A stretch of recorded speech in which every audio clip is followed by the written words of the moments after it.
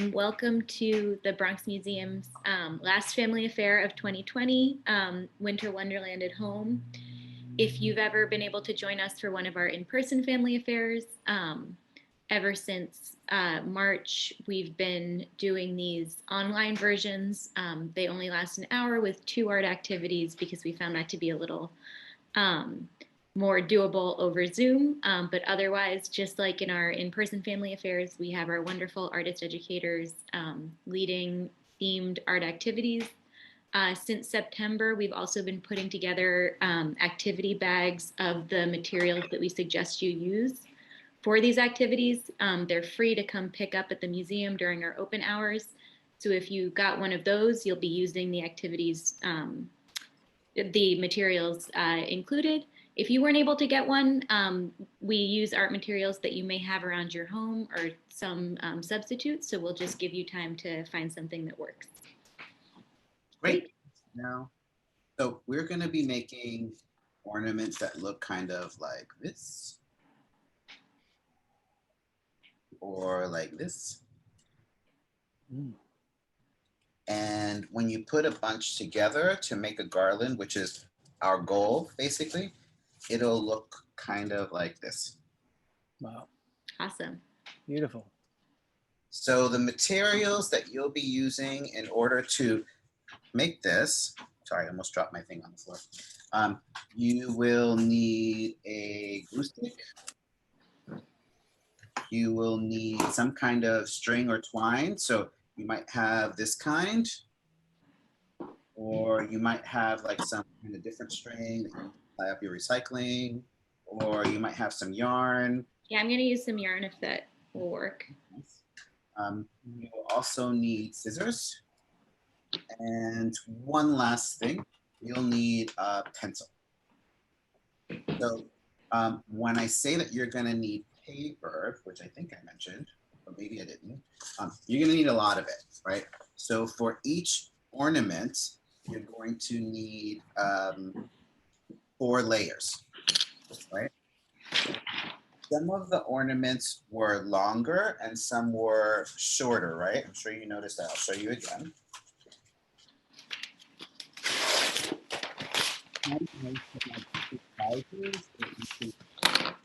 Right, so it has a little bit of contrast. So contrast means that things don't look the same, but they look different from each other.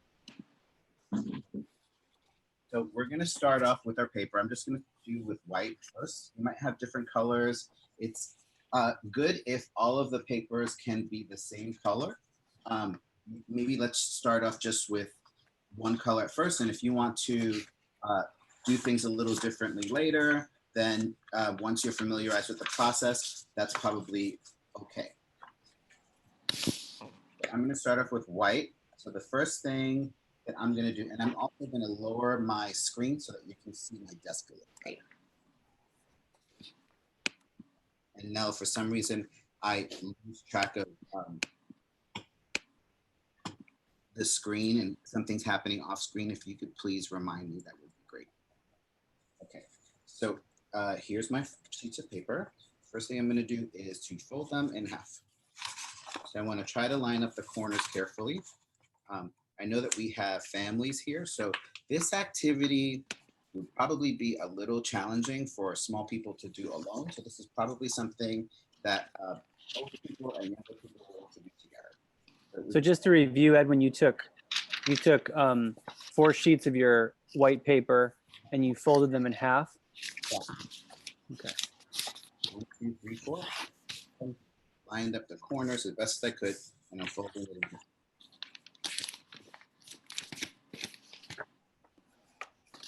After fold them in half, we're going to just cut this. So we'll have 2 piles of equal sizes. Okay. So we're cutting each of those 4 in half, so we'll have 8. Altogether you would, so it'd be 1 pile of 4 and 1 pile of 4. Great. So we're going to keep this one to the side for now. We'll come back to it later. We're actually going to cut, we're going to divide this one and 2 again.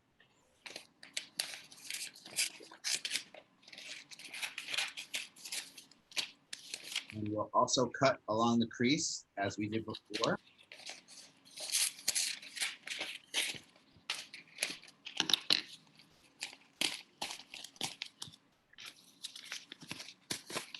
So that we have 2 smaller piles of paper. So now we will have 3 piles of paper, right?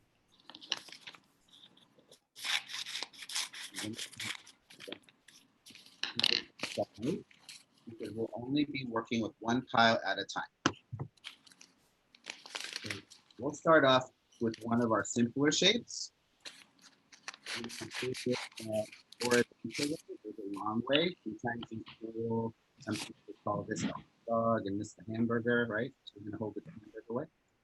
We're gonna fold that in half again. This time though, we're not gonna cut it.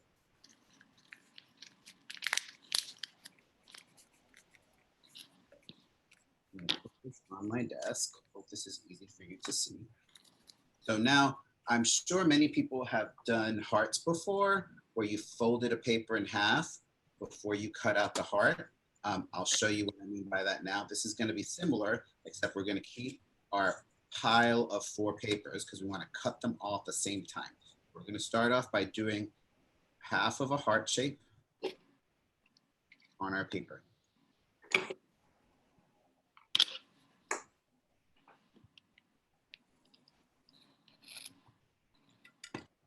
So once you've done that,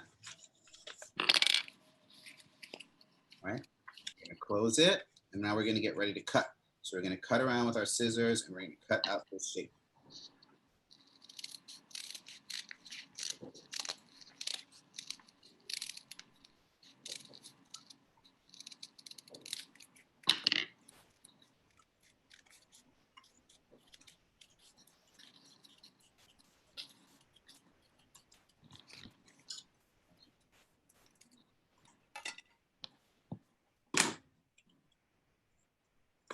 Now you're going to have heart shape.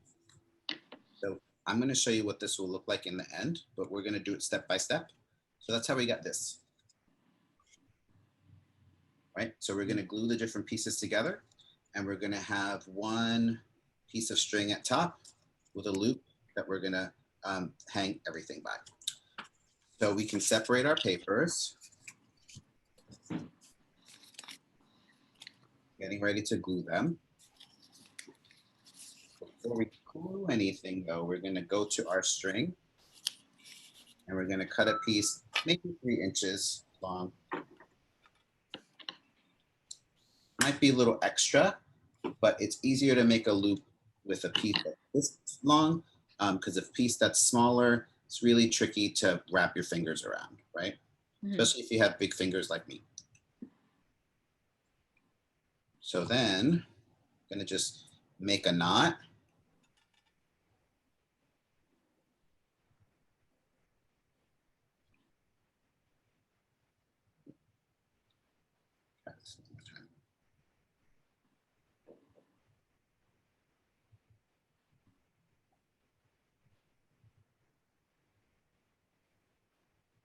Okay.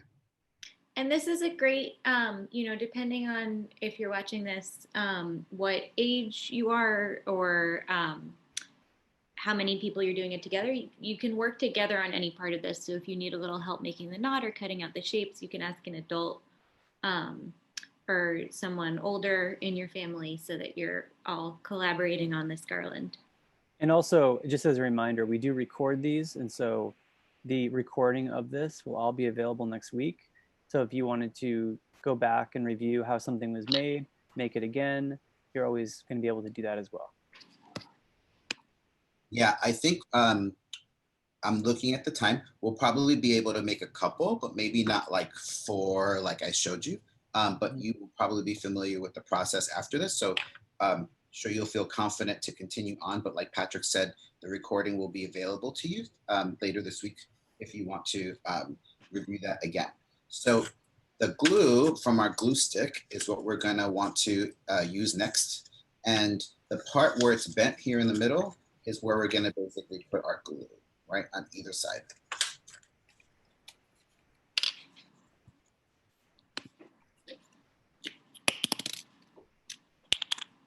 Or where it's shiny, that's where I put my glue.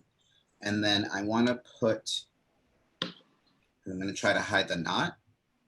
I'm gonna put this down gently here. Mm. And I'm gonna start gluing all the different pieces together. And when I glue the pieces together, that'll start to secure this more into our paper sculpture, right? We're gonna kind of hide the knot by gluing the pieces together. So I think it's okay to put glue on glue.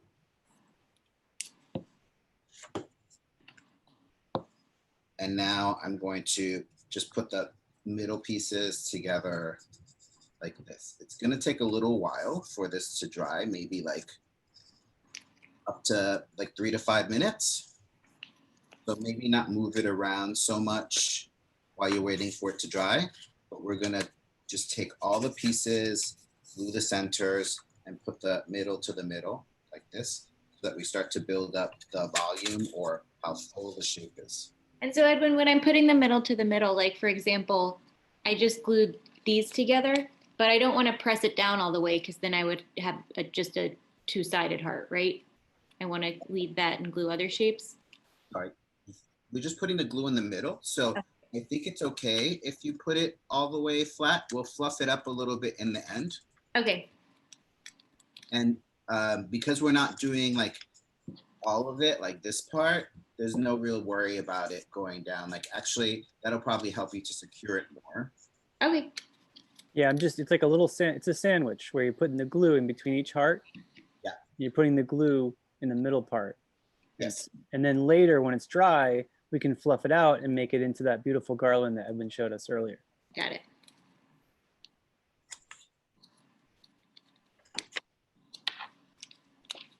So I'm just finding another empty spot. I could really put this in where I'd like.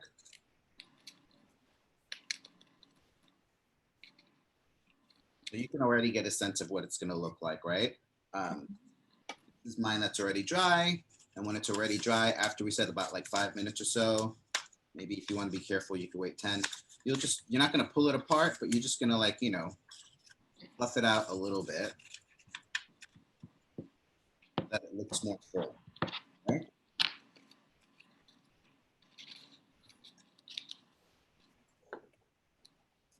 And still pretty similar to what we started out with, right? Okay, so I'm sure you may still be working on yours, but I thought it might be nice to show you what it looks like in color, right? So the same way I cut those papers before, see if I have any left over from my sample. Well, I'm going to show you what this looks like in green, right? This is another shape, but this is what one of these might look like in green. And I'm going to make something like this now. So this is a little more complicated. And I've been, I don't happen to have a lot of white paper around, so I'm actually using an old magazine, and I'm kind of excited about what this is going to look like. So you can use some scraps if that's what you have around and just see what happens. And I'm using multiple different colors at once to make this one. I'm going to experiment with that. And that came from my my bag from the Bronx Museum. So try that out. So I took 1, 2, 3, 4 pieces of green construction paper. And just like before, I'm going to fold it in half. Okay. I'm going to cut along the line in the middle.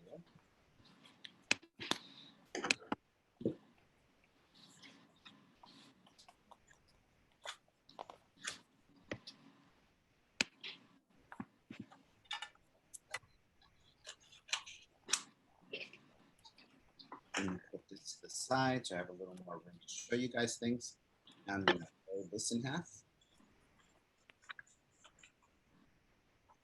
And I'm going to cut here.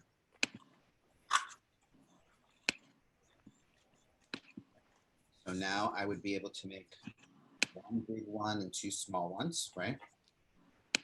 Since we're working up slowly, I'm going to show you another small one.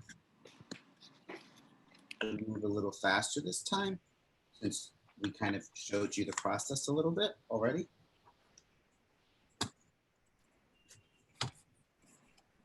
I'm going to do a shape that's a little more complicated, using lots of curves. Okay. Same as the heart. I'm going to fold this closed, and then I'm going to cut out this shape with the scissors. Okay.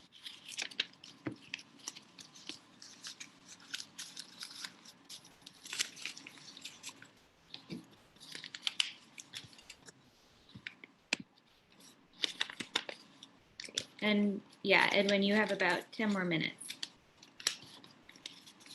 Okay. So yeah, as we've said, if you've been following along, ideally, in the next few minutes, you'll just have an idea of how this works. And then after our other art activity or at any other point in the future, you can just continue until you have a garland that you're happy with.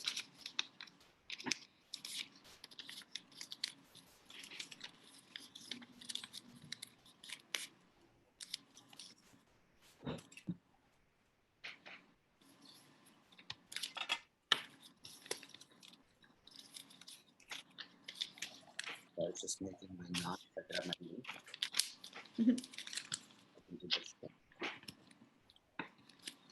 Taking the blue, putting it in the middle.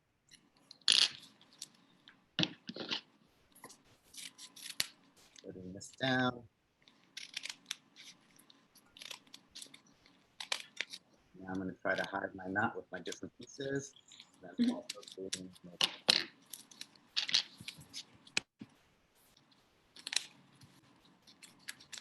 you might notice that I'm putting the glue on the part where it's folded that's sticking out, right?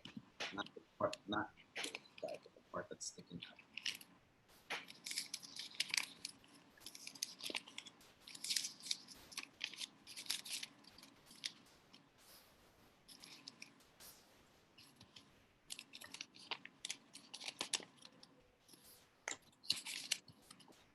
So with my new shape, I'm still gonna put some glue here in the middle. Yep. I'm gonna take my little knot that I made with my twine. I'm gonna put that right here, the top of my little garland in that glue. And I'm actually putting the kind of the knot, the extra string side down like this.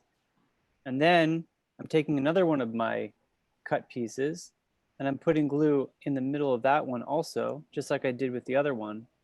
But now I'm stacking them just like a sandwich. And I'm pressing down that glue because once it's all dry, then I'll be able to fluff it out and create a beautiful garland like Edwin was showing us. That's exactly right, Patrick. Thanks, Edwin. So now I have two, right? Just gonna put that to the side to let it dry. I have a little more time. So I'm gonna show you what it's like to make one of the larger ones. And so here I only have 3 together right now, but this is mine, which is going to be a tree. Oh, that's great. Nice. Beautiful. So if you have one of the longer pieces, you can make one of something like this, right?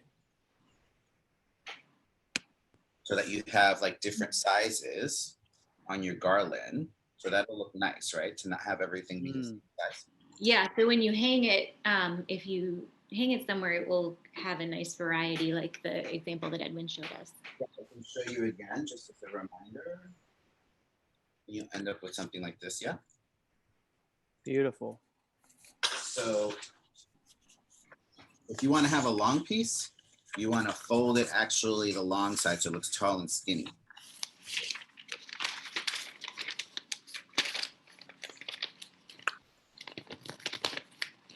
And very similar to what we were doing before.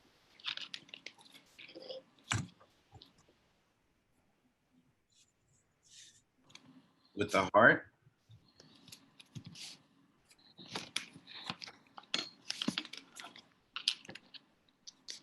mark, curve, line. So in some ways, I guess this is more simple to, this method.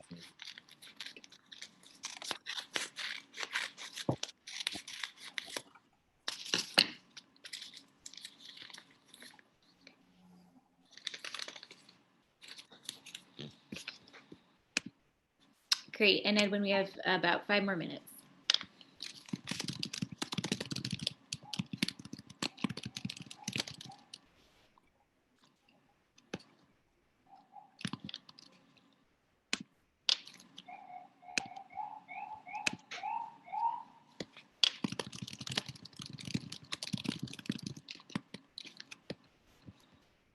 You have a garbage can nearby. That's probably helpful too.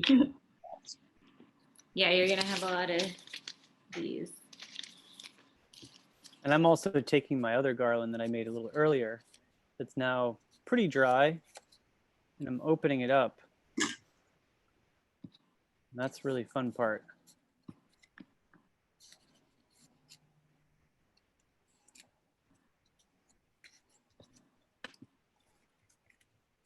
Oh, Starting beautiful. to take shape. Yeah, mine is.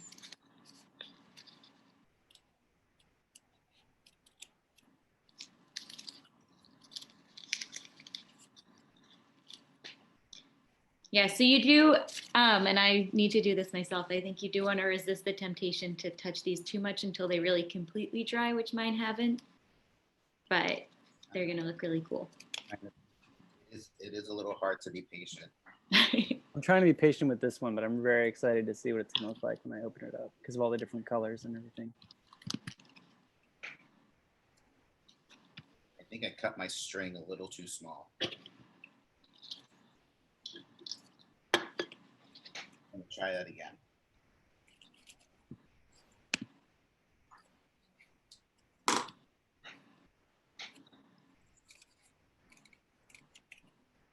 Okay, much easier. And I'll just cut off the extra. That's a good size. So now I'm going to start to glue them together. How much more time do I have? You have about 2 more minutes. Okay. Maybe we should just pretend that I glued them together. And then while you're doing that, what you showed us in the very beginning, you had taken your twine, another piece of twine that was a little longer. Yeah. And you had actually strung the garlands through it. Yeah. So that you could hang it up. So wherever that place where you want to hang it would be is up to you. But this way you can display them at home, probably. Yeah, wherever you want. Oh, this is so cool. Put them on a string. Isn't that great? And I'll put my longer one in between. Yeah, and so again, hopefully from Edwin, you'll take away the technique, and then now that you know that, you can make as many shapes as you want, whichever kind of shapes you want. Think about how you want the garland to look, and then they'll all have a loop, and you'll just string them all like this. That's really cool. Holidays, everybody. You know, you could even just take them individually and hang them on your tree. Yeah, that's true. They are, as Edwin said, we made a garland out of ornaments. So each one is an individual ornament. We could use this different ways. And it's good to space them out, right? Not have them too close together so that you can see them. Beautiful. Yeah, you can see Patrick did the different colors. You could even, if you wanted to get even more involved with it, you could decorate the paper that you're going to use yourself. And then cut the shapes out of that. You could use lots of different kinds like Patrick did, or maybe you want to alternate your colors and use like red and green. Or if, like me, you have a lot of leftover magazines, you can make yourself a recycled garland. Great. Thank you so much, Edwin. You're welcome. Thanks, Edwin. Thanks, you guys. Thanks for joining me today. Thank you, Edwin. And happy holidays. Happy holidays. Happy holidays. Great. So that was the first of our two activities, and now Ingrid, another one of our amazing educators, will be showing us the second activity.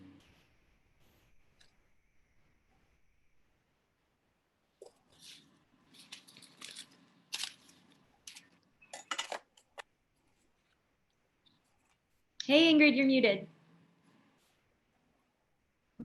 Hi everyone, can you hear and see me okay? Yes, we Yeah. can. Hi, Ingrid. Awesome. Good afternoon. How's everyone feeling today? Festive. Pretty good. Feeling good, yeah. And for anybody just joining us, welcome to the Bronx Museum's Family Affair Winter Wonderland at Home.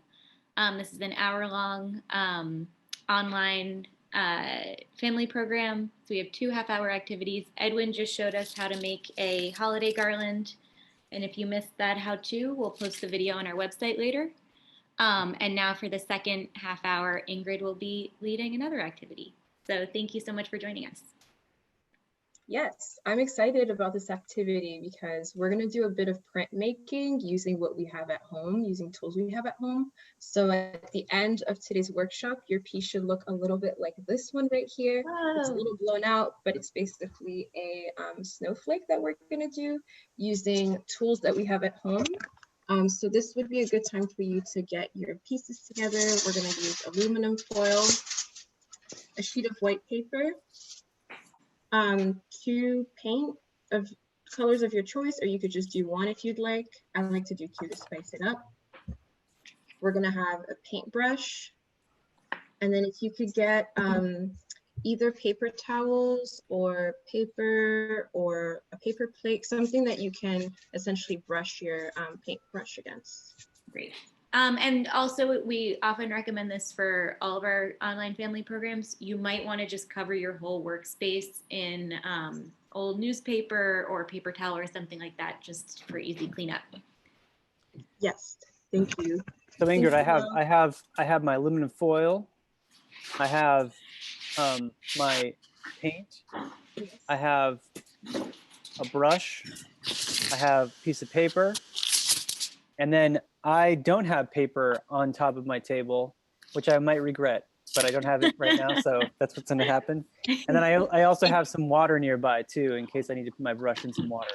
Yes, you can also have some water. That's something I missed out. So if you have a container, water isn't super necessary here, but it might be useful. So you just want to have that. And I forgot one element, which is a pair of scissors, so that we can cut our aluminum sheet. Most of us will just grab a long sheet of aluminum foil from our kitchen. So I just want to show you how to cut it to the dimension that we need. So I'm gonna just wait a little bit till everyone gets sorted out. Nell and Patrick are sorted out. You're just gonna see my hands. That way you just see what's happening. And I will walk you through the process. So the first step is grabbing your sheet of aluminum foil and your sheet of paper and placing it right above it. And essentially where it stops right here is where you're gonna cut along those lines. It's okay if the aluminum foil is larger than the paper or even smaller. It won't have to cover the entirety of the paper. Mine okay like this? Yep, that's Okay. fine. So I don't have to Let's cut begin. mine. Okay. It might be a little messy because aluminum foil is super fragile, but that's okay. This is just going to be like me walking through how it should look like, and it might not come out exactly how you want it to, but that's okay. Like, you don't always have to get it right on the first try. It's all going to be a journey. An experiment. Exactly. So now that you've got your aluminum foil the same size, you can put your piece of paper aside so that we don't mess with it and any colors get on it. The first step is you're going to grab a clean paintbrush and you're going to grab the colors that you choose. I'm choosing purple and blue because I think it looks really sweet, but you can pick like any 2 colors. If you pick 2 colors, want to pick 2 colors that are kind of similar to each other, or else they'll mix together and they'll look kind of brown. So usually if you want to just do 1 color to be safe, you could just pick one or the other. I'm just picking 2, which is a bit of a kind of more of an experimentation. So if you look back up here, it'll look like this, because what we're going to do is we're going to mix the paint together in a circle. Awesome.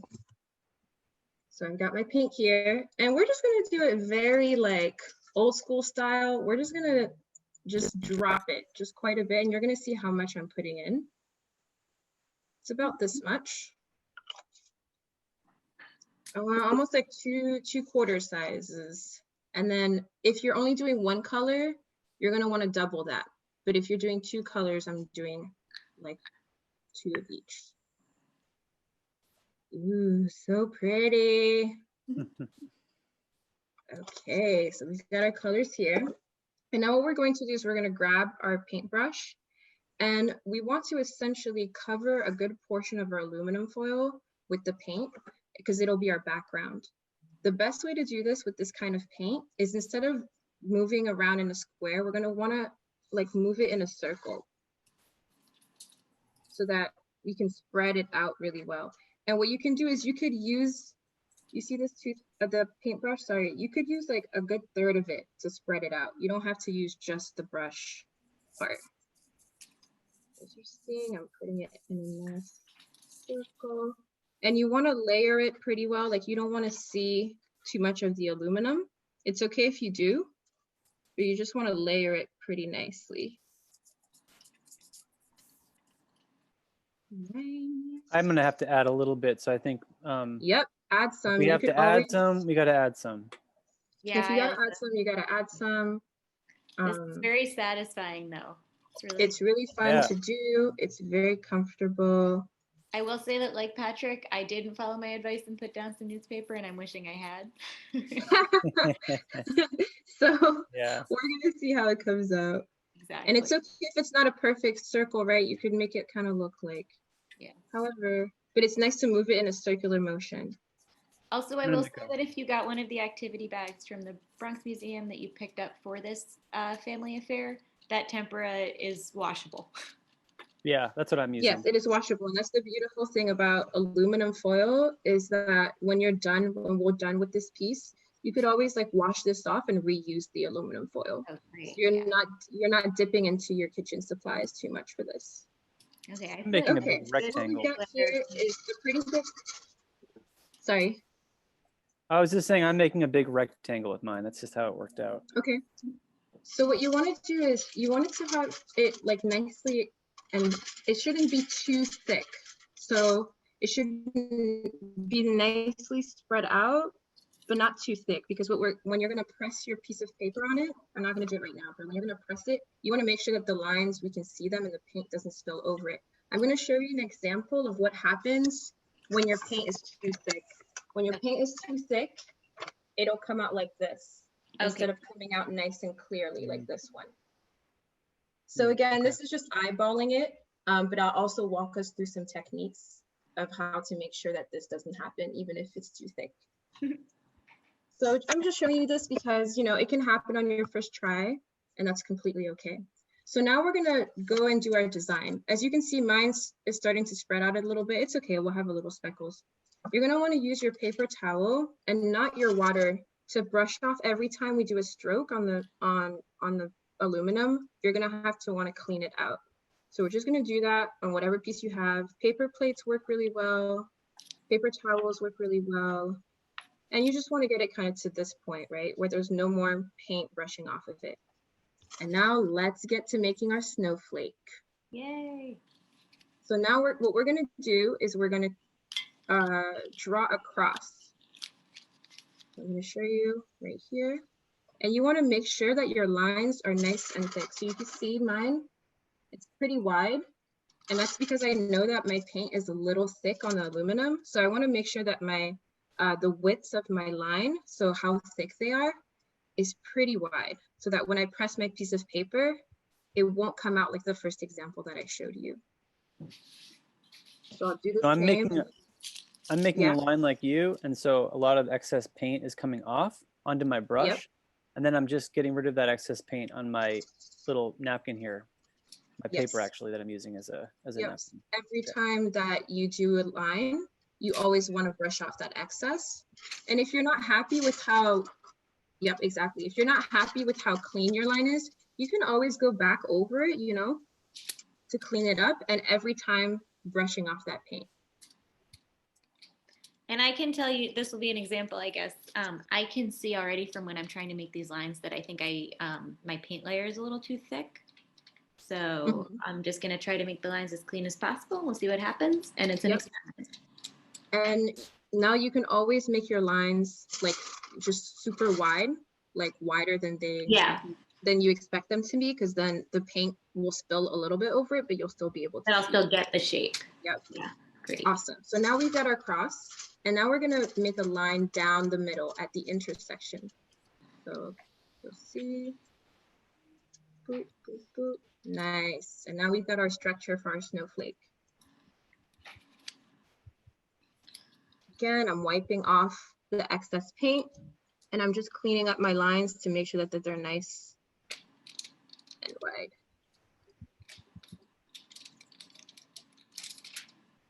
It's okay if you have to go over it a few times.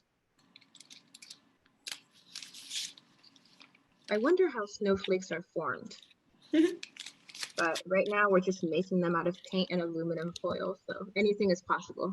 Yeah, right now we're forming them. And also, as you may know, no two snowflakes are alike. So mine is just gonna be unique. Yes, exactly. Exactly. I love that. Everyone's gonna look a bit different. So now what we're going to do is one of the most, I guess, tricky part. We are going to form little triangles in between each branch. And I'll show you the first example here, the one closest to you so you can see. So it'll be a line going down here. I brush off my paint and another line going here. So what it'll look like is this. I'm gonna do it again here so you can see it closest to.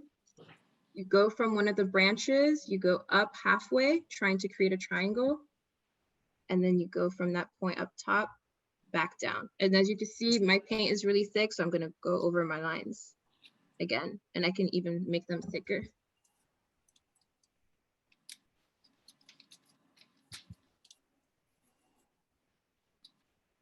And we're going to repeat this in between each branch, each, what I like to call them, branch or twigs.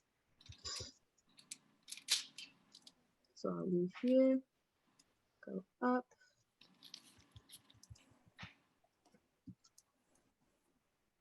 And again, go down, making sure that my lines are pretty wide. I can tell here that it's, I'm gonna show it this way. I can tell here it's too thin. That's too thin. I need to go wider because I know that my paint is pretty thick. So I'm taking quite a bit of paint off. The whole process that we're doing is we're just taking paint off of the aluminum using our brush on our paintbrush. So if you have a thicker paintbrush, that's super helpful because you could kind of do it in one go. But I like going with a smaller one. That way you can really control how wide you want those lines to be.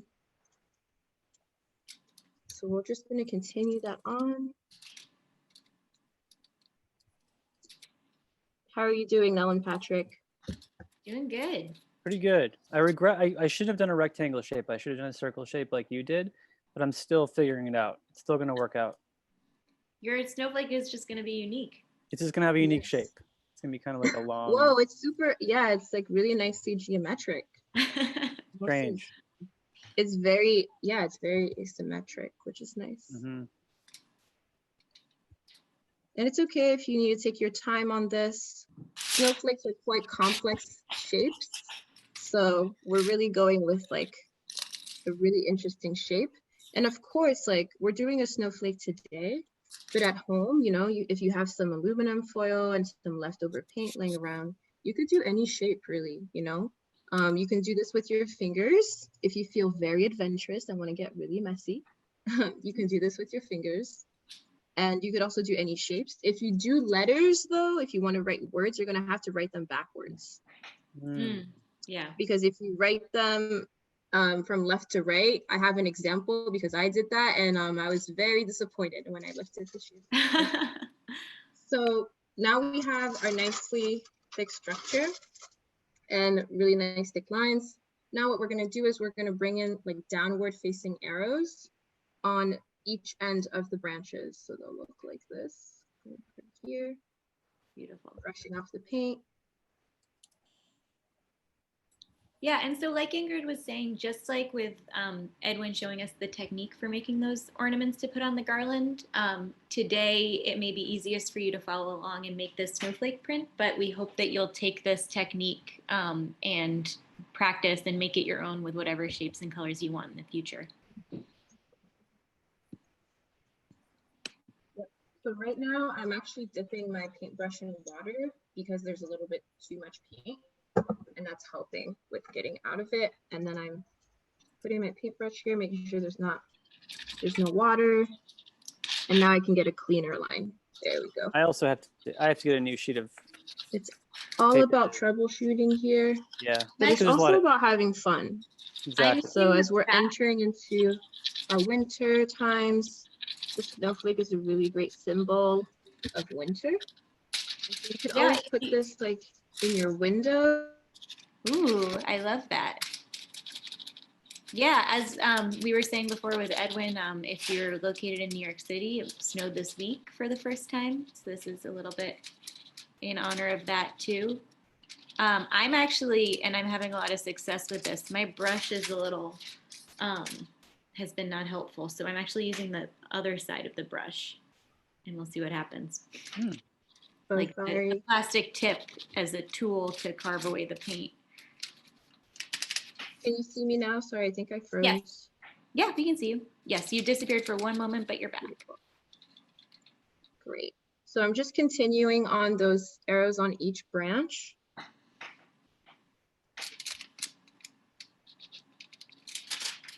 And I know that my paint is pretty thick, so I'm just spreading it out.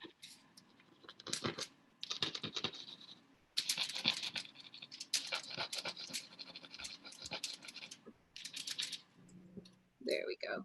So now I've got one that I really like, but I know that in some areas, like for example here, you can kind of see the texture of it. You can see that there's like little lumps. It's pretty thick. So I'm just gonna go over my lines one more time to make sure they're nice and dry and thick, and just kind of like, you know, just going over your lines, making sure you like your design. If you want to add things, if you have more space and you want to add things around, you can. I don't have a lot of space to work with, so I won't, but you could always add little like dots, or trying to do little speckles or mini snowflakes. Or maybe you could do like a smiley face. Totally up to you. You can sign your name, but remember you're gonna have to sign it backwards. Good luck. Backwards. Yes. Maybe just an absolutely. initial. Yeah, initial. Yeah, initials would be nice backwards. Well, I'm gonna also, try that too. Ingrid, an I for Ingrid is symmetrical, so you don't have to do it backwards. Patrick or I would have to think about it for a little bit second. more of an adventure for us. Oh my God, I didn't even think about that. Wow. Like Yeah, the eyes would be fine. I guess this is the D. The D would be like, hold up. Let's see. Yeah, I'm just making sure my lines are, and you'll see that when we press our paper onto it, we won't press it too hard. We'll just gently tap.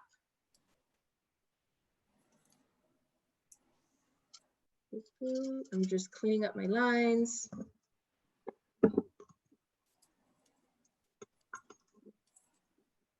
Yeah, I like the rectangular shape. It could look like Kinda that could cool. go on a postcard or Yeah. something. Yeah. Like a poster. And that's the cool thing about this technique is like, even if you wanted to send some personalized postcards to like your family, your friends, and your loved ones, your community, you could always, you know, try this on like an envelope paper, size paper, and then do the same thing, just measure it on the aluminum foil, and now you've created your own little print, your own little personalized Hallmark card. Yeah, Right. and it's a great time of year to think about, you know, making things you want to send to your loved ones, sending out cards, so that could be perfect. All right, I'm almost done. I'm just taking my time with this. It's almost like a meditative thing. And the great thing about this is like you can do more than one. So even if you're, Mhm. I'm just going to show you how to make one. And then, you know, if you're like, whoa, this turned out amazing, let's do another one. I'll show you how to clean up your aluminum to start a new one. My kit from the Bronx Museum has 2 brushes. So I'm actually going to go in and take some paint out with my totally clean brush. Now you have a brand new one. Yeah. I just remembered that. Yeah, that's a great idea. So you're just going to take out some of that excess paint that's around. Yep, you can also do that.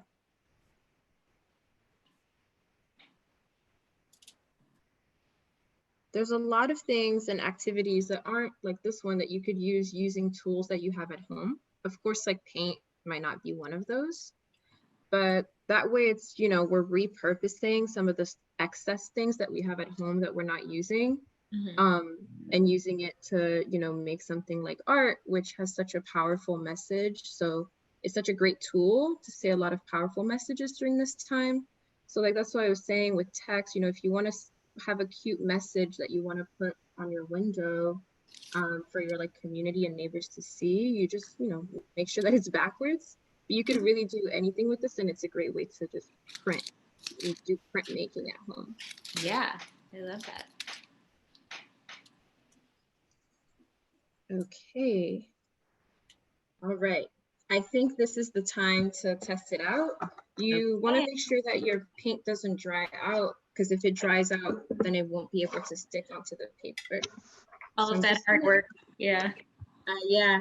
I'm sorry, I should have said this a little earlier. So you have your paint here. You could tell if it hasn't dried out because it's still nice and glossy. Yeah. All right. I feel like my lines look good. This is the moment of truth. All right. Take our piece of paper, place it above, just lightly place it for now. Let the paint adhere to it. And now you should kind of start to see that silhouette appear, and you just want to gently tap. Gently tap, especially if you have a lot of paint and you knew you had a lot of paint going up, you just want to gently tap. You want to start with like the outer corners of your background shape. So if you had a circle or if you had a rectangle like Patrick, want to start with that and then work along your lines that you created. I think I'm ready to lift. All right. Ready? And you want to start from the corner that's closest to you and just gently peel it off. Ooh, I've got a gooey one. Mine's cool. Whoa. Yeah. Yeah, that looks so cool. Oh, and they look totally different. Yeah, mine's like very abstracted, but I can see that shape really well too. So nice. Yeah, I knew that mine was going to look a little different because with the materials that I have, I was having some issues getting the clean lines. So I ended up with my abstracted snowflake. Yeah, it's very, see, I knew mine was very gooey, so you can see that. There's a lot of gloss with it, but your shape stays there. And then honestly, you just leave it out to dry. The cool thing about these though is that in your negative space, which is your white space, the space in which there's nothing really written there, that's where you could write like happy holidays if you wanted it in like black Sharpie, or like if you have glitter, you could really decorate it and put a bunch of cute stuff on it. So that is how you make your first print. I hope that was everyone's first print. Yeah, I'm really, well, I'll say that Patrick has a lot of experience with printmaking, so he had some really great tips to give, to think about. In terms of reusing this sheet, there are a lot of ways that you could do that. I just want to show you that just in case you wanted to reuse the same sheet. You could always spray it down. What I have here is you could always spray it down with some water so that it's not super sticky, and then use a paper towel to just like clean it off. Or you could go the really other way, which is using a paper towel and just going straight for it. And honestly, it'll come off and you'll have like a brand new sheet that looks like this. And if I want to, can I try to pull another print using the same paint? Yeah, let's try. Just see what happens. Yep. Because I feel like I still have a lot of paint on mine. Well, and it's all about experimenting, and yeah, I mean, like, and I'm going to add more pressure too this time, actually. The first thing I want to do when I try this again is definitely add water to the paint that I have, because my paint is very thick and tacky, and I think that's why I wasn't getting the clean lines. So you will learn more and more about the process every time you try this out. Yeah, so like Patrick was saying, oops, let me show. Yes, I'm using a green sheet of paper this time to see what that looks like on a. But like Patrick was saying, he applied more pressure on it now because there's a little less paint. Yeah, So and now you're getting into those grooves. the fun thing, I actually like this one maybe even Oh, more. wow, that looks really, Yeah. and you So still now have the original shape. It's just the background that looks different. yeah, so now I have these two from this Ooh. one image that I made. Hey, this is on a green sheet. So this one is, yeah, this one had a lot of paint on it. But I also really like it. It kind of looks, yeah, it's very abstract. It's like, what is that? But if you do a bunch of them next to each other, then now we have them like hanging out on the, I'll put them up. But you can have them on your wall if you want, or you can have them on your windowsill. And there you go. And now it's part of Patrick's decor for the Bronx Museum Winter Wonderland at Home theme. Mine too. There, yes, exactly. So it's a quick, it's kind of a quick, but it can take a little bit more time if you have a more complex design. Yes, Great. Amazing. Thank you so much, Ingrid. Thank you. Thanks, Ingrid. Yeah. Thank Hope you had a good time. Yeah, so that is just about the end of our hour-long virtual Winter Wonderland. A couple quick things before you head out. Like we said at the beginning, we're going to be putting this video on our website if you want to look back at anything. We will be continuing to hold family programs online in the new year, so just stay tuned. You can check out our website for updates when those are scheduled. We would love to see anything that you made today. So if you want, always feel free to email us pictures of your work to education@bronxmuseum.org. And we also, if you've joined us for the last few Winter Wonderland family programs in person, due to the generosity of one of our trustees, we've been able to raffle off some gift cards to Key Food. So we're going to do that again this year, but virtually, and we will be emailing you a link to a survey about our online programming, and taking the survey will enter you in the raffle. So look out for an email about that at the beginning of next week. Again, thank you so much for joining us. And we at the Bronx Museum hope that you have a very, very happy holiday season and a happy new year. Happy holidays, everybody. Happy holidays. Thanks so See you much. next time. We'll see you in 2021.